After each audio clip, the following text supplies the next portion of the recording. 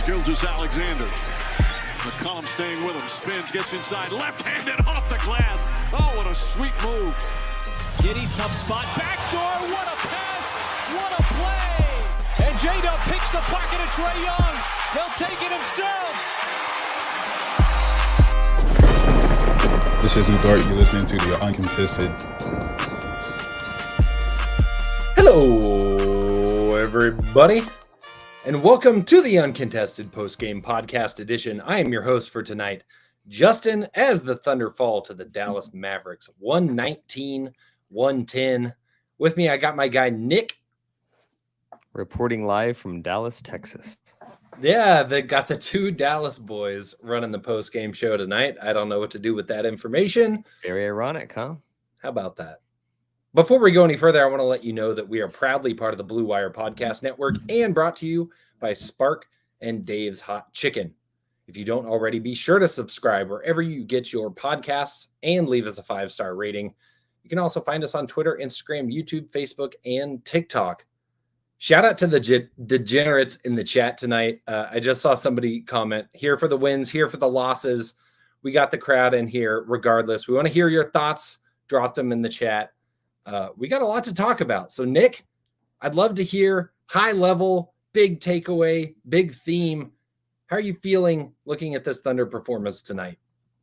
I'll start by saying the loss concerns me 0%. And when I say that, I don't mean like 0% is like the series is a lock. Oklahoma City's going to win the series. Like, that's not what I mean. What I mean is like the way they lost this game concerns me 0%. It felt like, and this is the playoffs, like you get hot, you do things for 2, 3, 4 games, it's over. A lot of what Dallas had success doing tonight, not even opinion, like is unsustainable over the course of like a regular 82 game season, over the course of a 7 game series. Maybe it is sustainable. But there's a lot of things like you look at the box score, like individual and team, you look at like you watch the game and you see what the eye test. A lot of it's just like, yeah, if they're gonna beat you doing that, they're gonna beat you doing that. And if they do, if the Mavs play that way for the next 3 or 4 games, they'll win the series. That's right. And I will sit here after the loss of the entire series and say the Mavs are the better team, like, straight up. PJ Washington is Ray Allen incarnate. Nothing you can do about that. If PJ Washington's going to hit, like, the Thunder have been very clear that they're going to let the non-Luka and Kyrie guys take the shots they want to take. Tonight they hit them. That they did. History and data would suggest they're not going to very often. Like this Mavs team, the reason they're a 5 seed and before that we're like an 8 or 9 seed before they like rose to the 5 late was because their role players like didn't step up. And like, yes, I see in the chats, like PJ was wide open, Josh Green's wide open. That's the Thunder's plan. They're fine with late closeout. Like even in the regular season, Derek Jones Jr. shot 12 3-pointers against the Thunder, hit 6 of them, and they lost. The Mavs lost. Like it's all game plan and strategy. Maybe they change. Maybe they lose the next game. They're down 2-1, and they're like, all right, we have to guard these role players. But today, what we know is that the Thunder is okay letting the role players beat them. If that's what happens in this series, it's going to happen. Feels unsustainable. A loss is. I want a soapbox now. I'm a big believer of game 2s don't get enough like recognition. Like game 2s are underrated. Like the difference between tonight is 1-1 and 2-0, which is hugely different. Like 2-0 feels like this series might be over. Yep. 1-1 feels like, oh, they're going back to Dallas and have 2 games at home. Oklahoma City has work to do in Dallas. They do now. Yep. They do. And all this to say, no loss is a good loss. This loss feels like one where you don't think, well, shoot, maybe OKC is the worst team in this series, or man, this Mavs team is so good, I don't think the Thunder can win. I don't get any of those vibes out of this loss. It's just like the Mavs played incredibly well. The Thunder didn't look great, and they lost by, 9? Like, if I would have watched the game and they didn't have the score bug at the bottom, I would have told you it's a 20-point loss. So, right. Tim Hardaway back-to-back and 1 threes, like, bruh. The loss sucks, of course, if you're a Thunder fan, but it's not it's a big deal because it's the playoffs, but like it's not a horrific loss where you should worry about the team. So I know it's the first loss and like sell the franchise, trade for a big. Yeah, it's like, bro, let it be. Game 3, if they get blown out, put the panic alarms on. Yeah. But like they could win game 3, and then all of a sudden it's like, who cares? I think one of the things you hit on, Nick, was my big takeaway. It's the corner threes were very obviously the Thunder were okay with that as part of their defensive game plan tonight. Like, was it frustrating to watch them get those wide open shots? Yes. But to your point, they were okay living with that. And that's kind of what they did in game 1. And in the first half, to start game 1, Dallas hit them. And that's why the game started like it did. And then they stopped hitting them, and Oklahoma City ran away with it. Tonight, they never stopped hitting them. You have PJ Washington, 7 of 11 from behind the arc. You have Tim Hardaway Jr., 2 of 4. And you have Josh Green, 3 of 5. Like, you live with those numbers, except for the makes. And I'll be floored if you see that level of makes in 3 more games in the series. To your point, Nick, if it happens, they probably win.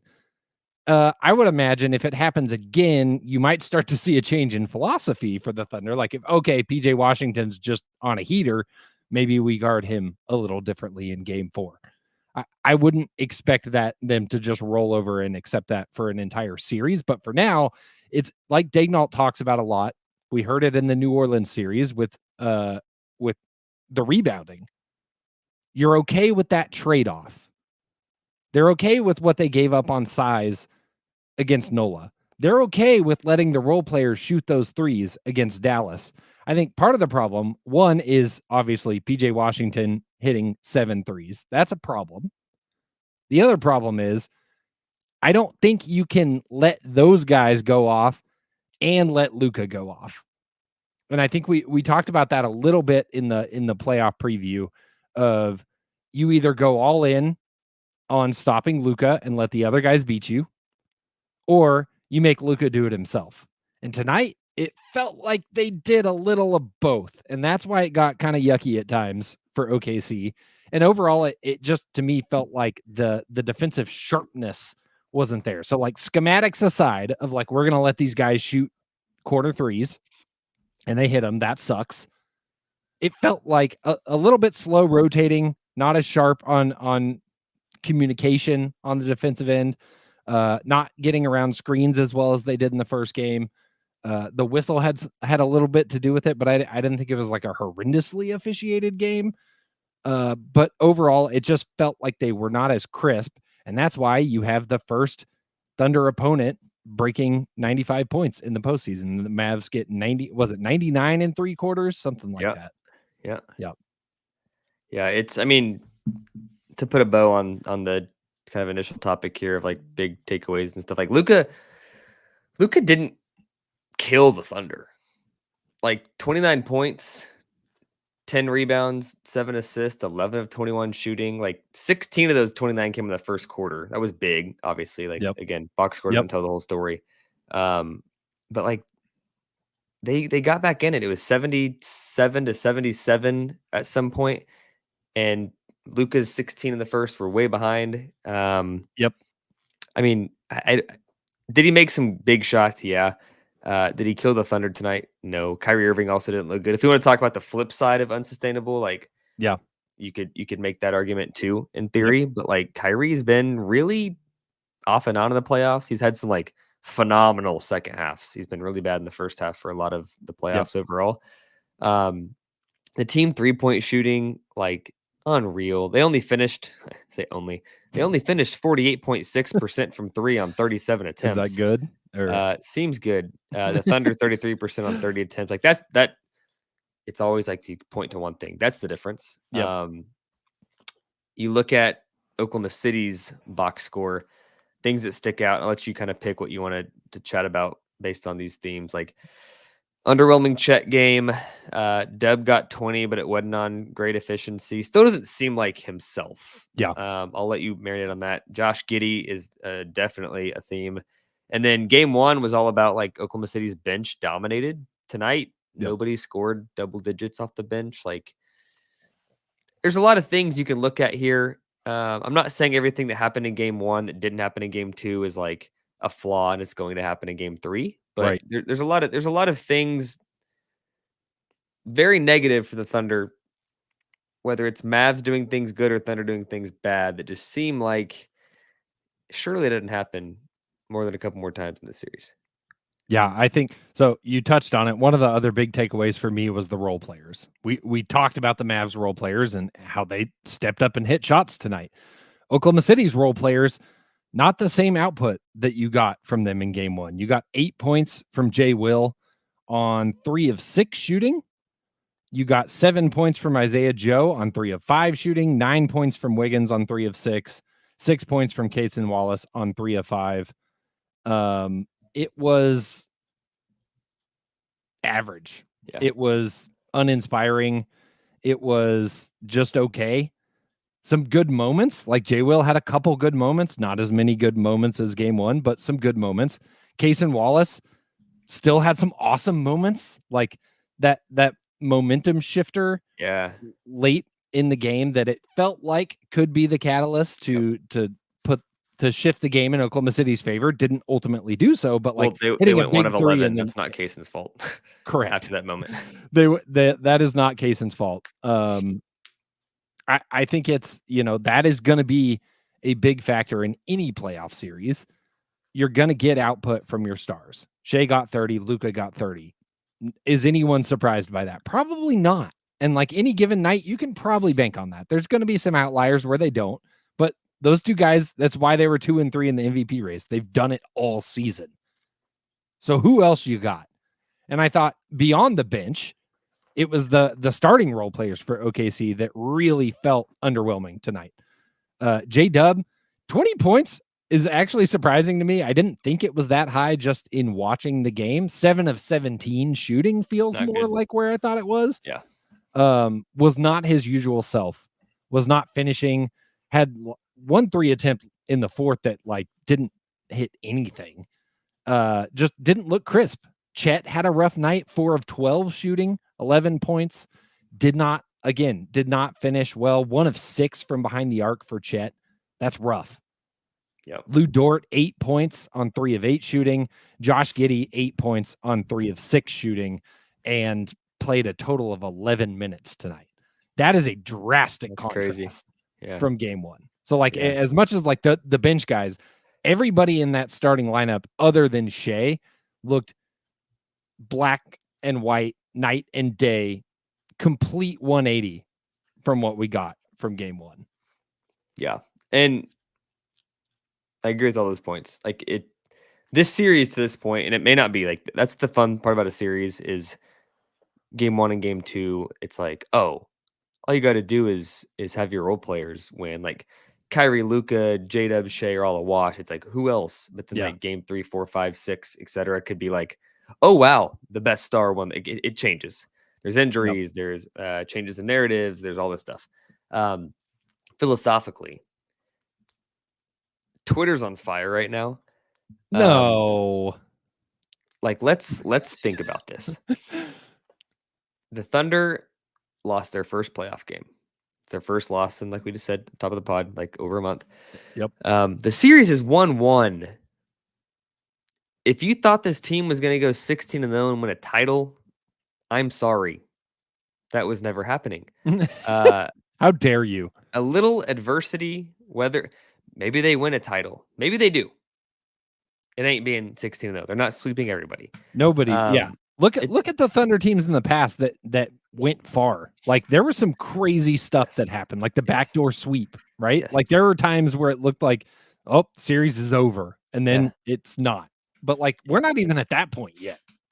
And they may not win this series, but if they do, like no need to panic over 1-1. It's an even game now. It's a 5-game series. Yes, the Mavs technically have home court. It's like a start over 5-game series, Yep. Okay. I'd argue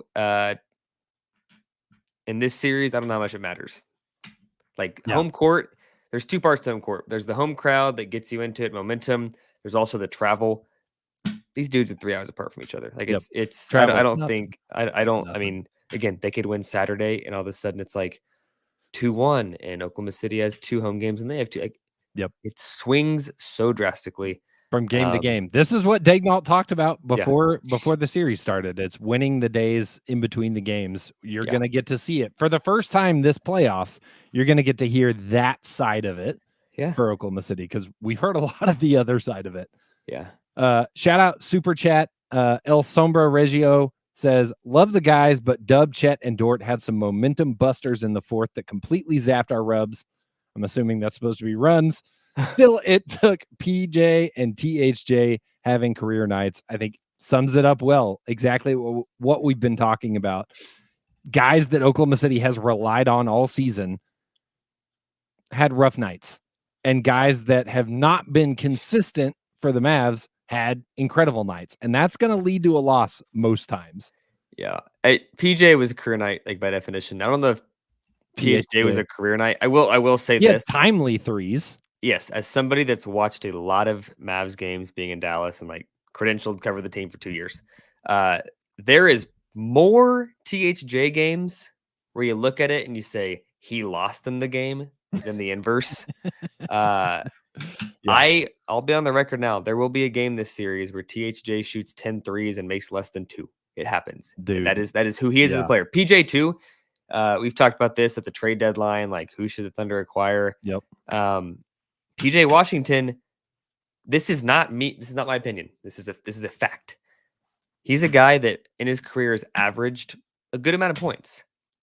But you go look at his game by game performance. If he averages 15, it's not like he's not like every game's like 16, 18, 15. He's a guy that's like 23, 6, 24, 13. He's so wildly inconsistent. But he had a great night tonight. Yes. Great. Totally. Doesn't concern me. We have a super chat from Alan McIntosh. I'm sorry, but I believe it was 5 versus 8. How does Luka not get a foul call and complains to the refs and no text? The ref Twitter even said they missed a lot of moving screens all game. It was ridiculous. I think a very Scott Fostery environment out there tonight. The Luka complaints, it's game 2, and I'm over it. Hey, Luka got a free layup. Bro is complaining to the ref. Somebody turned it over, and he just so happened to be cherry picking because he hadn't run back on defense yet. Because it's like, okay, that's Luka in a nutshell. Yep. Tough. We're gonna take a quick break, and after that, we've got so much more for you. Stick around. We'll be right back. And we're back. Before we go any further, I want to let you know about Spark OKC. Spark joy at Scissortail Park's family-friendly joint Spark. Dive into their menu of burgers, bites, and cold delights, and don't skip the must-try BLC burger, pink fries, frozen peach club special, and rotating custard flavor of the month. Located directly west of the Paycom Center, Spark is the best spot to hit before or after a Thunder game. And we know Game 5's coming, so make your plans now.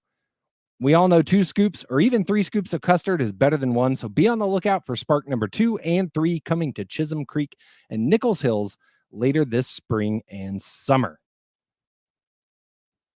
Nick, we've talked about a lot of things. We've talked about good. We've talked about bad. I'd love to hear from like a performance standpoint.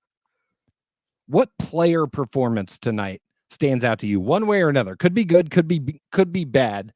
But other than some of those themes we've hit on, like what specific player is jumping off the stat sheet tonight? Isaiah Joe. Probably not a name you thought I was going to say. Nope, it was not. Played 19 minutes, which is not insignificant on that tonight. That was 7th on the team, but I mean, 2 minutes off from being like top 5 in minutes. Right, he was right there. Yep. 3 3-point attempts. I don't care if he made one, which he did, 1 of 3. I don't care if he made all 3. He's got to take more shots. And I know it's not as simple as just like go out there and hoist it. Like you got to be like set up and the play's got to be run for you sometimes. And you got to get a good off-ball screen to get open. And the Mavs are probably scheming for him. There's a lot more to it. But like, that is kind of his role in a game like this, is like in an alternate reality. You and I are here sitting here podcasting about a Thunder win. And it was like, what was the spark that got them there? And it's like, those Isaiah Joe threes in the fourth. That's a very regular Isaiah Joe thing. Yep. It's true. You got to take him to hit him. And in 19 minutes, I think he's got to take more than 3. Like Jalen Williams, Jay Will took 4 in 14 minutes. Yep. Like, I just think that he's got to go out there and fight. He's almost got to have the Tim Hardaway mentality. It's Tim Hardaway time, said Tim Hardaway. Yes. I can't wait till this is going to happen. This series, it's going to be Tim Hardaway time, and it's not going to be. And I had the tweet ready, but then he didn't miss, and I deleted it. It's going to happen. It's going to happen. I think that's a great point. I think Isaiah Joe, like, especially at times in this game where it felt like everyone was chucking. Like there was a moment I thought OKC started to press way too early in the fourth. Like this game was still in reach. It was like 7 points with 4 minutes left when they had that 1 of 11 shooting stretch. And like a lot of those were threes. A lot of them were pretty quick in the shot clock. A lot of them didn't involve a lot of motion on offense. It felt like they were like, well, now's the time. And that's worked pretty often for this team. And I think that's why they went to it. It did not work tonight. But a guy like Isaiah Joe, he's one that like you're okay with that. If he comes in and does that, like that's usually a good thing. So I agree. 1 of 3 tonight, a little disappointing. I do want to touch on, and we have another super chat to kick us off from David Wu. Did we talk about the Kaysen double fake out into a 3? Blew my mind. OMG. Kaysen Wallace tonight. We touched on him a little bit earlier with the overarching themes, but I think Kaysen continues to show just insane maturity for a rookie in this league. That double fake out 3 on Luka, had Luka going past him, pump faked, did it again, and then hit the 3. Like that could have been, you said what would have been the spark if Oklahoma City wins this game? That could have been it. That sequence that he followed up with a steal right after, like that could have been it. Yeah. I mean, he did his part. That was one of those like sequences. It was early in the fourth, on both ends. That it was like, holy cow! Like, how is this guy a rookie? He was the best Thunder rookie on the floor tonight, probably. Which is a lot to say when you got a guy like Chet, who's like a generational talent. I'm not an excuses kind of guy. I'm not really a cope kind of guy. This is one of those scenarios with a guy like Chet, who will pivot to him for a brief moment. That happens. Like, it wasn't as bad as Derek Lively's game 1, but I expect that because Chet's trajectory and role in this team is drastically higher than Derek Lively. But like 4 of 12, 1 of 6 from 3, 2 of 3 from the line, 6 boards, 6 assists, actually pretty impressive. He was a +4, but like 11 points. Like he's a guy that if the Thunder is going to really push for a championship, those kind of games have to be like 1, maybe 2 in a 7-game series. Can't be more than that though. Yep. It feels like we need to talk about the Josh Giddey situation tonight. We don't have to dwell on it, but it is noteworthy. Game 1 definitely felt like Josh Giddey was a negative asset. The way that the Mavericks were choosing to guard him, we talked a lot about that on the Game 1 recap. Tonight he plays 11 minutes. He played, I want to say 7 or 8 of those minutes. Maybe it wasn't even that many in the first half. Came off the floor pretty quick, like as quick as we've seen him come off at any point this season to start the game. Aaron Wiggins replaces him in the starting lineup for the second half, which is something that I wondered if it would happen, but at this point I was kind of like, no, it will never happen. It felt like one of those things we always talk about, but Mark never actually does. But Wiggins tonight, like sure enough, right off the jump to start the second half, like hits a corner three. Yep. And I think that is something definitely worth monitoring with this team moving forward. Like, is this the series where we're finally going to get the Josh doesn't start a game play? Could I don't know. I don't think it'll be game 3. I'll say that. I do think that there could be situations where like he's subbed out early. I also think it's easy to pick on Josh, right? I think defensively also is kind of where like teams go on runs when he's on the floor, or the Mavs have tended to. Yep. You could almost argue that the same philosophy applied in round 1 when Oklahoma City swept the Pelicans and like Herb Jones is clanking threes and Jose Alvarado is clanking threes. Yep. If they were hitting threes, this issue of Josh Giddey would have arisen much sooner. Yep. They weren't. They were clanking, and that was the game plan. If the Mavs role players are clanking tonight, we're probably not talking about Josh Giddey in a negative light. Like, kind of how it works. So, was he not good? Yes. Was he the reason they lost? No. You can't ever say a guy that played 11 minutes was the reason they lost. No, you cannot. So, I don't know. It's interesting. And we have now joining us after returning home from Paycom, still wearing the free T-shirt. We got Jacob here. What's up, Jacob? Give us a player performance tonight that stood out to you, good or bad. I was listening to you guys on the drive home. So Isaiah Joe is what Nick went with. Yep, we've talked Joe. We've talked Giddey. The Giddey one is, man, there's a lot to choose from. Can I go Gordon Hayward? No, please no. Like, I don't think I don't think the guy that plays less than 15 minutes can be the difference in a game. It was a joke. Okay, it hasn't been a joke for 27 games before this. I am curious why he shoots warm-up shots. It's kind of interesting to me. Like, same reason Markieff Morris does. That's true. I'm gonna go with Derek Lively because his line tonight blows my mind. 2 points, 1 of 7 from the field, 4 rebounds, a turnover, and a plus 18. Minus Josh Giddey and Gordon Hayward, I thought Lively was like the worst guy on the court tonight. They targeted him in the pick and roll. They wanted the switch every time Lively was out there. The dude was just awful offensively, like just couldn't hit anything, missing the rim. He was bad, but he was still like a plus 18, which was very surprising to me. So I don't really know what to make. I feel like Lively has not been good in this series at all. They're obviously relying on him a lot because he and Gafford are the only 2 healthy bigs available for the Mavs. Yep. Just an interesting stat line for him to, like, the counting stats are bad. The percentage is bad. I guess that really goes to like the plus minus is a team sport type of thing, right? So I need the sounder. I can hear it in my head. Yeah. It would be remiss if we didn't talk about Shai Gilgeous-Alexander tonight. Feels like we should probably touch on him. We always touch on him.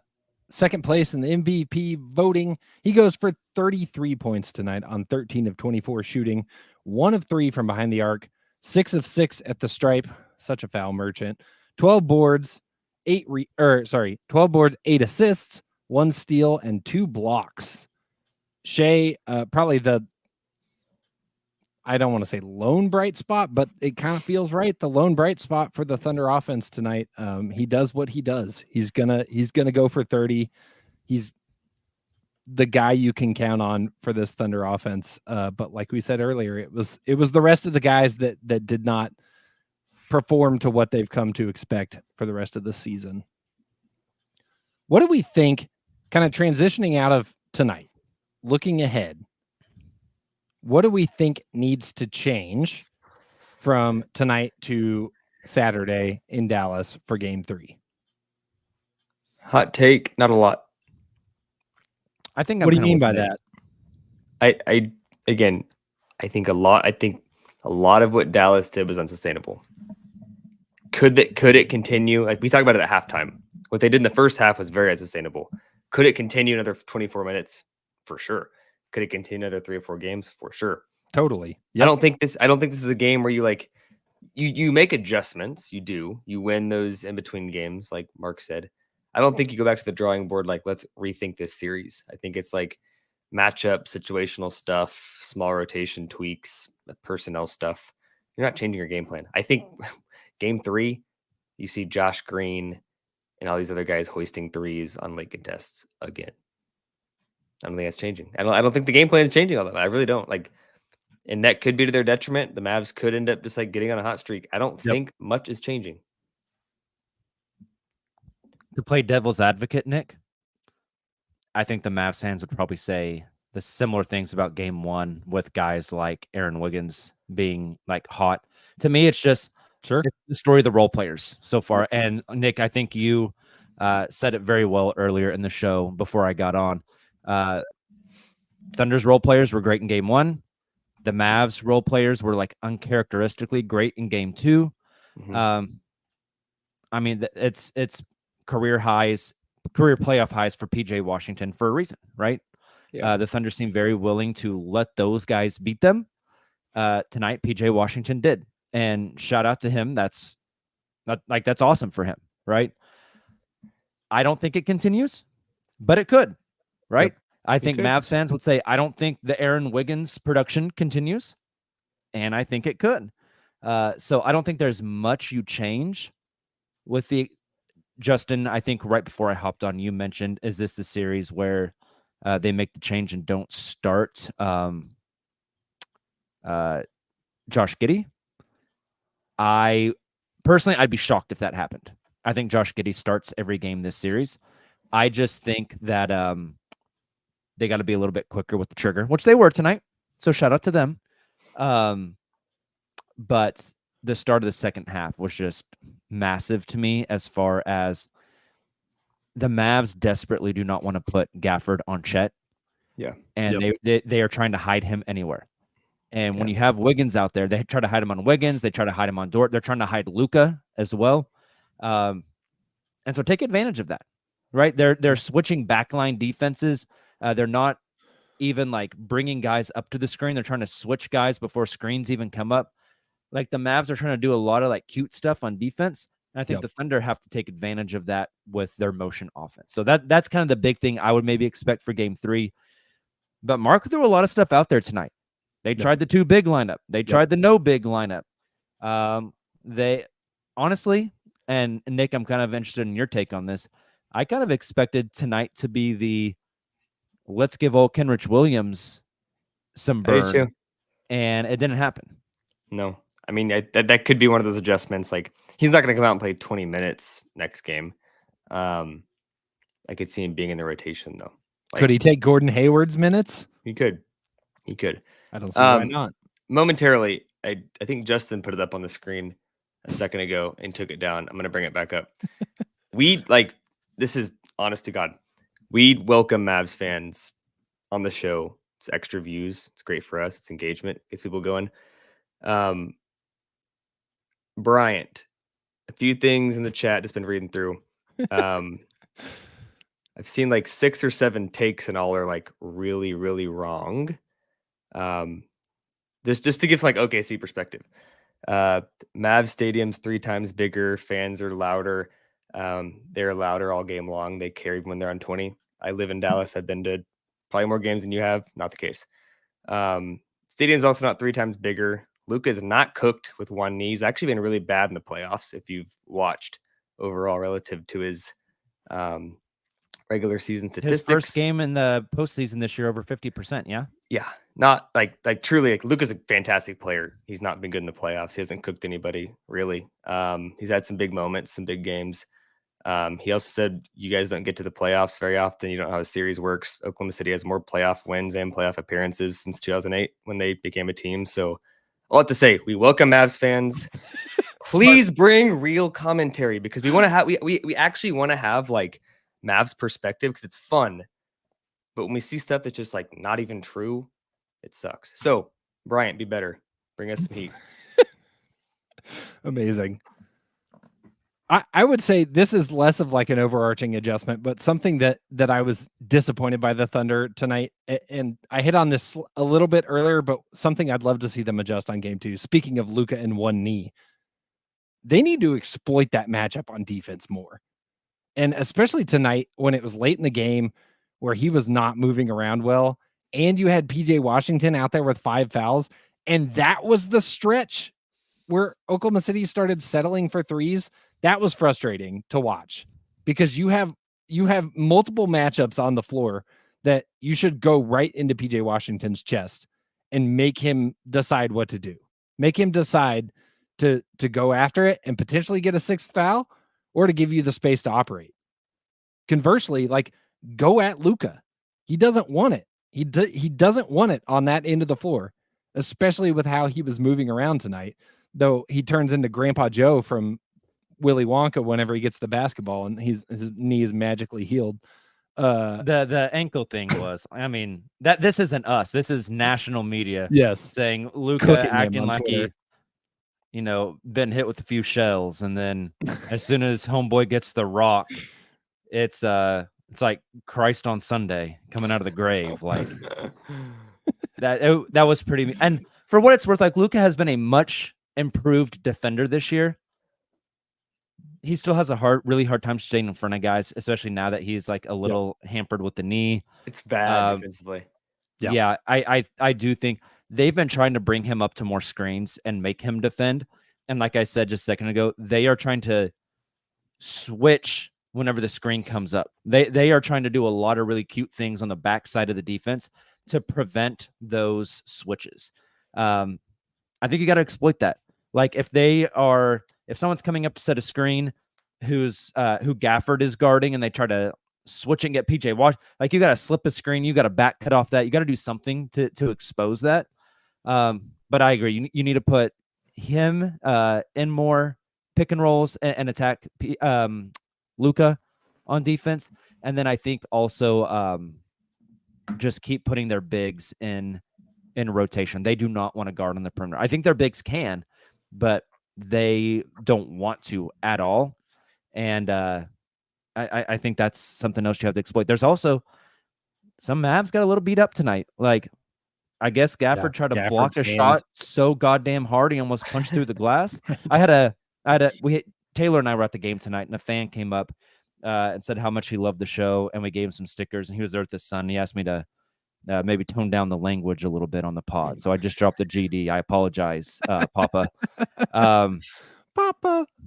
But like he tried to like punch his arm like through the glass on a block and hurt his hand. Derek Jones Jr. went down real funny and like tweaked his ankle, but like continued to play. Luka did the ankle, and then God Nice took precedence for like 5 minutes, I guess. Just on one side of the floor though. So these things start to compile, and luckily for the Thunder, those haven't happened for them yet. Yep. And knock on wood, like it's just basketball, right? It's random. So we'll see. Yep. Let's take another quick break, and then we'll close this thing out. We'll be right back. And we are back. Before we dive in any further, I want to let you know about our next sponsor, Dave's Hot Chicken. The East Hollywood pop-up sensation turned fast casual superstar Dave's Hot Chicken is now serving Oklahoma in Bricktown, Edmond, and coming soon to Chisholm Creek. Their mouth-watering sliders and tenders are offered at 7 spice levels, ranging from no spice to Reaper, which requires a signed waiver for those who dare. Each piece of hand-breaded chicken is spiced to order, using a blend crafted specifically for its heat level or no spice at all, along with sides of house-made kale slaw, creamy mac and cheese, and crispy seasoned fries. And try the new Dave's Not Chicken, cauliflower slices that taste just like Dave's Hot Chicken, but they're not. Visit Dave's Hot Chicken in Bricktown, right next to Fuzzy's Taco Shop, before or after the next Thunder home game. Jacob, I'd love to open the floor to you of Thank you. you joined late. What other big takeaways did you have? Observations being in the arena tonight. What stood out to you from the game, and what are you looking ahead to for the rest of this series? So what stood out to me this game? I mean, just the big thing, the Mavs role players were hot, right? I told Taylor at halftime, I said, if PJ Washington can repeat his first half performance and score another 19, you're not going to win, right? Like that's how basketball works. To me, this series is it's been the role player series so far. Yep. Justin, I think you hit it earlier. Shai went for 30, Luka went for 30. Like, now, I know Nick talked a little bit about this. Is Kyrie playing bad? Are the Thunder just kind of playing really good defense on Kyrie and forcing it? He did have a lot of assists tonight, but only 9 points. That's an interesting storyline to watch. At the end of the day, this is going to sound like so like hyperbolic and dumb, and I get it, and it whatever. I think losing one is good. Losing one for a team this young, you finally get that playoff loss out of your system. Now you get a chance to respond. Like, this is what adversity is. Justin, that's you said the earlier. Strategy. They do it in game one every series. Yeah, you said it earlier, Justin. Like, they're not going 16-0. Like 16-0 ain't happening. Nobody ever does it. You learn so much more about yourself when you lose a game than versus when you win a game. Now it's back to the drawing board. You figure it out for game 3, and you go down to Dallas and you see what you got. Before this series started, I predicted Thunder in 6. I said split the first 2, split the next 2. Yep. You got to go down to Dallas and win one. If Dallas shoots 50% from 3 for the series, you will lose the basketball series. That's just how math works. And I don't think there's anything you could do to not lose that series. Yeah. I mean, yep. This is going to sound like such a homer take, and I don't want it to come across that way. But the Mavs were +8 from the 3-point line tonight, or +7. They outscored the Thunder 21 or 24 from the 3-point line, and the Thunder lost by 9. The Mavs won the turnover battle, the rebounding battle, and the 3-point battle. You're not going to win a basketball game in the year of our Lord 2024 when you lose all 3 of those categories. It's just how it works. It's a lot of variance on a lot of that stuff, though, right? Yep. I thought the Mavs were much better tonight protecting the basketball. They had 16 turnovers in game 1, 9 tonight. Like, that is a huge difference in the basketball game. Yep. When you can't turn them over and get on the break, and they hit all their threes, you will just lose. If PJ Washington goes off and hits 7 threes a game, you're just going to lose. A lot of people, like in the chat tonight or in my mentions on Twitter, like super pissed off that the Thunder are leaving shooters open. There's give and take somewhere. Like, this isn't like the best basketball team in the world, right? The best basketball team that's ever existed. You have to give up something somewhere. And the Thunder are picking their poison. Nobody was bitching tonight whenever the Thunder left Derek Jones Jr. open and the dude shot above the break 3 after above the break 3 and just bricked them all, right? You got to pick your poison. It's going to be a highly competitive series. A lot of people said Thunder in 6 or Thunder in 7. If that's the case, they got to lose 2 to 3 games, right? As the prophet Shai Serrano once said, to get to a game 7, you got to take a few L's on your way there. That's all I got. It's just it's like it's been a long time since a fan base has. They haven't lost in a month. Series of consequence. No, I'm saying like series of consequences. Yeah, that's new. A lot longer. Promise you, it's okay. 1 loss. I don't think a team's ever gone 16 in the playoffs. It happens. I do think the turnover piece is something we haven't hit on much up to this point, but if you've watched Oklahoma City at all this season, you know how much that transition offense is crucial to their success. And tonight, like, when you're not forcing those turnovers, when Dallas isn't missing, your transition opportunities are greatly hampered. And so, like, that was definitely a huge factor in this one as well. Also, I cannot stop looking at the Mavs fans in the comments. Since when did anyone think Mavericks are unbeatable in Dallas? Like Dallas, no one says that they have like one of the great home courts in the NBA. Like no one says that. We literally live here, guys. in the Nobody chat. thinks that. This is a Thunder podcast, but 2 of the 3 here live here and go to games very regularly. I don't think I've ever seen the Thunder lose in Dallas in games that I've attended. Like it's fine. The only thing that's loud there is the mic'd up I was about rims. to say, maybe if you mic the Oh my rims just a little God, bit louder, it'll give you I'm more of not an ready advantage. for that. Why'd you Like, bring that up? It's not a bad crowd, but like, let's stop with like, we're not going into a MSG. buzzsaw. For what it's worth, like the people in the chat are trolls, right? Obviously. The amount of 16-year-olds at the game in Luka jerseys is like, as somebody who taught 16-year-olds for a decade, like it's just exhausting, right? But the actual people who like actually cover basketball and are smart people, and not like Twitter trolls, like have really good discourse about this Dallas team. Yeah. And like I've listened to multiple Dallas Mavericks podcasts between game 1 and game 2 that have like really good analysis. Yeah. And a lot of them said, stop giving Tim Hardaway Jr. minutes because he is going to lose you games. And he won you a game tonight. And Nick said it perfectly earlier. I don't think that stuff is sustainable, but it doesn't have to be sustainable because you stole a game on the road in the playoffs. Like that's what you needed it for. Yep. If THJ is shit the rest of the series, don't play him. But he helped win you a game on the road, and that's like all he needed to do. About. Right? Yep. Yeah. You just got to get 4. We are now down to a best of 3 though, which is kind of exciting. That's 5. But that's what I meant. I know. It's 12-23. Or maybe it is. Maybe it will be best of 3 and somebody wins the next 3. Maybe you're right. I think it will be a best of 3 after they come home from Dallas. I think they'll split on the road again. Yeah. I think game 5 will be a pivotal game. Every analyst on planet Earth had this a 6 or 7 game series. So like, shocker, some teams got to lose. Yep. Anything else? I think we've covered it. We've even we had the lovely section of Nick fact checking the Mavs trolls, which that was delightful. Like, don't come We're in about here to with get an encore. Mavs BS when I literally covered the team and live here. Like I know. Nick, I would disagree. I think the guy with 100 Twitter followers knows You're more. right.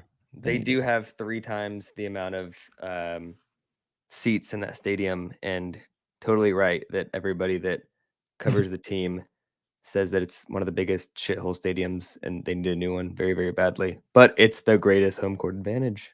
Well, it's The greatest. isn't it? Isn't the American Airlines Center? Yes, It is. It's very Hope bad. a door doesn't fall off or some wheels don't come off. Or Oh something. Unbelievable. no! Oh no! With that, thank you all for tuning in. Even the haters and losers, we appreciate you all for checking us out. Make sure to subscribe. We love you. We'll be back after game 3. No matter what happens, we'll be back podcasting with you all. So be sure to tune in. Follow us on the socials. Subscribe on YouTube. Subscribe wherever you get your podcasts. Lots more coming. This should be an entertaining series as much as it has been so far. So there's going to be plenty to talk about. So make sure you don't miss out. Hey, a return to Dallas in the afternoon on the weekend. What could go wrong there? What could go wrong? With If it goes wrong, it's not over. Remember that.